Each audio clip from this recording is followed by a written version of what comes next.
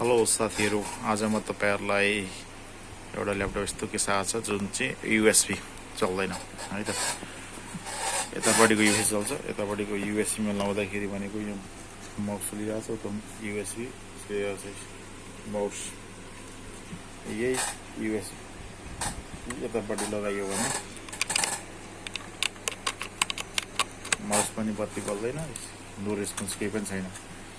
त्यसले गर्दाखेरि हाम्रो यसको पार्ट नम्बर छ LA iPhone 6582P। मैले यसको सर्च गरेँ, स्किमेटिक मैले यहाँ खोलिरहेको छु।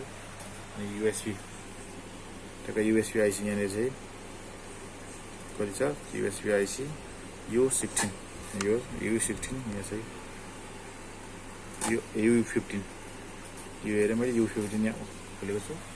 यसो के छ त लोजिक हैन, इन्टरलोजिक के छ त भन्दाखेरि यहाँ 5 अलवेज 5 जोड आउँछ 2 र 3 मा, ओके 2 र 3 मै बोलाएको छ। चेक गरे यसको इनेबल सिस्टम भन्ने इनेबल आउनु पर्छ। अनि आउटपुट के छ भन्दाखेरि हाम्रो 6 7 8 यसमा आउटपुट छैन। अहिले मैले चेक गरेर हेरेको, यहाँनिर मैले मिटरले लगाएर चेक गरे, चेक गर्दाखेरि छैन। यतातिर मल्टिमिटरमा नै राख्छु, यहाँ मल्टिमिटर यतातिर 5 भोल्ट देखाएको छ, 5 भोल्ट आइरहेको छ इनपुटमा, आउटपुटमा छैन।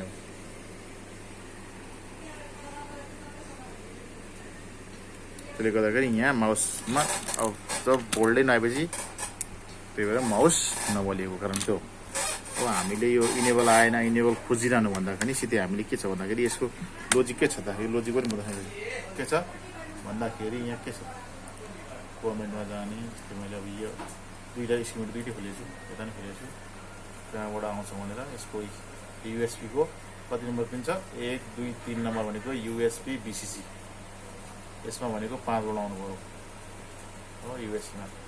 त्यही भएर युएसबीबाट मोबाइल चार्ज हुनु कारण त युएसबी 5 भोल्ट आउँछ। यहाँनिर 1 2 3 नम्बर पिनमा युएसबी 5 भोल्ट आउनुपर्छ। युएसबी 5 भोल्ट आएपछि युएसबीले चार्ज पनि गर्दैन र डिटेल पनि गर्दैन, युएसबी बत्ती पनि बल्दैन। त्यसले गर्दाखेरि मैले यसमा यो युएसबी बीसीसी भनेर यसको सर्च गरेको छु। यसलाई मैले नेक्स्ट गरेर हेरेँ, त्यसमा यो भोल्टेज यहाँ आयो, यहाँ भनेको कुन आइसीबाट आयो भन्दाखेरि आइसीको U15 नम्बरको आइसीको आउटपुटमा, आउटपुट भनेको कति छ 6 7 8 यो पिनमा हुनु पर्यो। यो पिनमा बोल्दै छैन, यो छैन भने चाहिँ हाम्रो के छ त भन्दाखेरि सिधै इन कहाँ छ 2 र 3 मा इन छ, 2 र 3 मा इन, यहाँ सिधै आइसी निकालेर सिधै जम्पर हालिदिने भए पनि हाम्रो काम बन्छ। हामी त्यत्रो चिट्टाको दोहोऱ्याउनु पर्दैन। यो 2 र 3 इन भनेको के छ, इन भनेको 2 र 3 मा एउटै हो, यो दुईटा एउटै हो, यो दुईटा दुई एउटै हो। यो आउट भनेपछि 6 7 8 यतिलाई हामीले जुन पिनमा लगाए पनि जम्पर हान्दा हुन्छ। यो आइसी निकालेर जम्पर हानिदिने हो भने हाम्रो काम बन्छ, युएसबी चल्छ।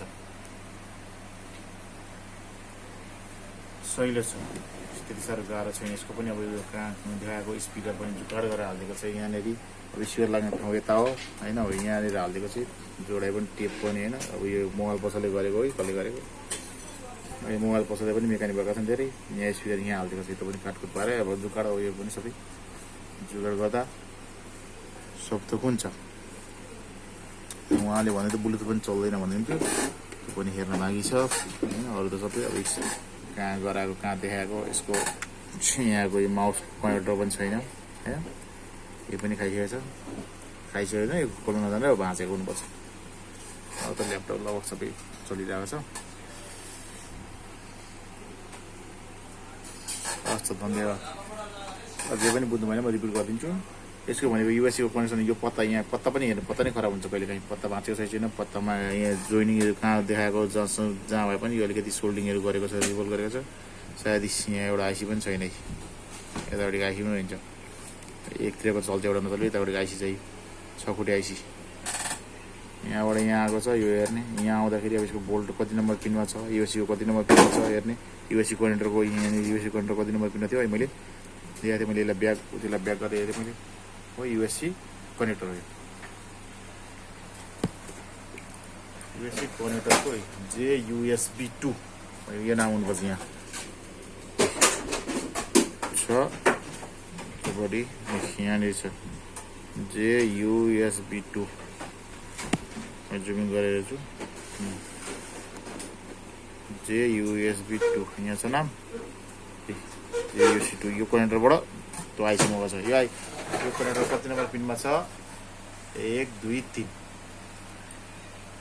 मा USB VCC P भनेको छ यो कति बोल्ड त हो यसलाई पनि फेरि यसलाई टेस्ट गर्दै गएछ नेक्स्ट गरेर यताबाट हैन नेक्स्ट गरेपछि यो आइसी कताबाट आएको छ भनेर यहाँ USB VCC P हो यो छ अब यो कहाँ छ त यो आउट भनेको त इन भएपछि आउट हुन्छ सोवाइको इन भनेको आउट हुन्छ त्यसले गर्दाखेरि इन र आउटको लोजिक छ यो किसिम मस्फेट हो यो मस्फेट हो इन र आउट यहाँ चाहिँ इन छ भने यहाँ आउट छ हैन मस्फेट भन्दा पनि आइसी नै हो यो किनभने यहाँ गेट इनेबल छ इन आउट यदि 1 2 3 थियो भने सोर्स टु ड्रेन हुन्थ्यो तर यहाँ भनेको त के छ 1 नम्बरमा ग्राउन्ड छ 4 नम्बरमा 5 नम्बरमा FLG छ त्यसले गर्दाखेरि यो आइसी नै हो यो निकालेर हामीले मात्र यहाँको बोल्डिङ यहाँ चाहिएको अरू हामीलाई काम छ त छैन नि त इनेबल हामीलाई कामै छैन यो ग्राउन्ड भने हामीलाई ग्राउन्ड भनेको आइसीलाई इनेबल आइसीलाई बोल्ट चाहियो नि त ग्राउन्ड नभइकन त चल्दैन माइनस प्लस दुइटै चाहियो त्यसले त ग्राउन्ड भनेको माइनस हो त्यो चाहिन्छ त्यसलाई आएको FLG हामीले 3 बोल्ट डाइरेक्ट यहाँ पुलअप गरेर तानेको छ यो पनि हामीलाई आवश्यक पर्दैन यो आइसी निकाल्दा कुनै आपत्ति छैन यसलाई यो आइसीको काम भनेको यहाँ इनेबल आएपछि इनबाट आउट गर्ने हो त्यसको लागि चाहिने आइसी त्यो काम भनेको हामीले यो बोल्ट हामीले यहाँबाट सिधै हामीले यहाँबाट जम्पर हान्दिएपछि यहाँबाट हामीले यहाँ जम्पर हान्दिएपछि हुने हो यो 3टा किनभने यहाँ जुदाएको छ 3टा पिन एकैठाउँ जुदेको छ त्यसले गर्दाखेरि यहाँनिर हामीलाई जुदाउँदा एउटा जुन्ने पिनमा पनि लगाए पनि हुन्छ जस्तै यहाँ पनि जुदेको छ अब 5 बोल्ट चाहिँ त्यही भएर हामीले 5 बोल्ट लगाएको अब यहाँनिर 5 बोल्ट लगाएको थिएन भने यो क्यापेसिटर सर्ट हुन सक्थ्यो के हुन सक्थ्यो हरेक कुराहरू लोजिक हुन्थ्यो यो 5 बोल्ट यहाँ आइसकेपछि हामीले यसको अगाडि हेरिरहनु परेन 5 बोल्ट यहाँ आइरहेको छ त्यसले गर्दा यो भोल्टेज भने 2 र 3 मा छ 2 र 3 जुन खुट्टा जोडे पनि ठ्याक्क उतापट्टिको भनेको कतिमा 8 6 7 8 नम्बरमा जोडिदिनु हेर्दाखेरि युएससी चल्छ अब यति चलेन भने युएससी कोड हेर्ने कोड खराब छ कि युएससीको आइसीहरू खराब छ कि युएससीको सर्ट छ कि अब युएससीमा लागेको यो पत्ता खराब छ कि त्यो पनि हेर्नु पर्यो हुन्छ हामीले